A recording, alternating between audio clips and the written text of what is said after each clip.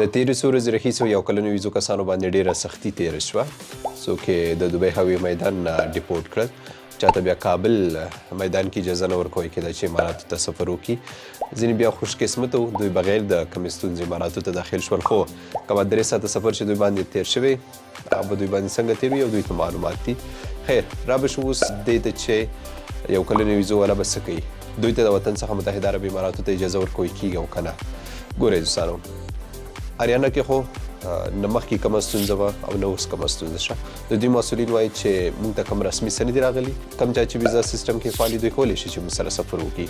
ځینې کسان په مخکې پروازونو کې ډیپورټ شوي دي، خو د تېرې 3 ورځو راهیسې یو کس هم نه دی ډیپورټ کړی.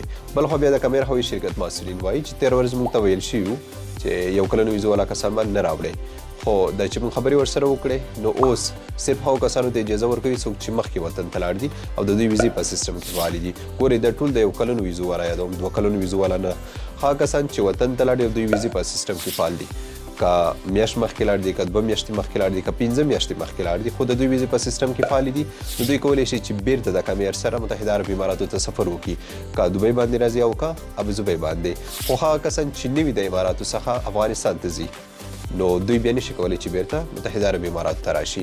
د یادونې وړ ده چې د دې په اړه په دوبۍ کې زموږ محترم کونسل یو رسمي مکتوب د متحده عرب اماراتو بهرنیو چارو وزارت ته لیږلی دی، نو چې هغې معلومات وشي هغه به هم تاسو سره شریکم. خو تاسو واړو ته معلومه ده چې دغه ویزې افغانانو ته ولې ورکړی شوي، همدا زموږ حالاتو له وجې. نو اوس چې هر څه سم شول، تاسو هم کوشش وکړئ چې یو کلنه ویزه مو 2 کلنې ته واړوئ تر څو د دې جنجالونو څخه خلاص شئ. ما مخکې یو ویډیو کې مشوره درکړې وه چې یو کلنې ویزې مو 2 کلنۍ ته واړوئ. خو خیر په هر صورت اوس خو کوشش وکړئ چې خپلې ویزې مو 2 کلنۍ ته واړوئ. سمه ده، نور که دې په اړه کوم څه و هغې لپاره احمد ټایمز تعقیب کړئ. مننه.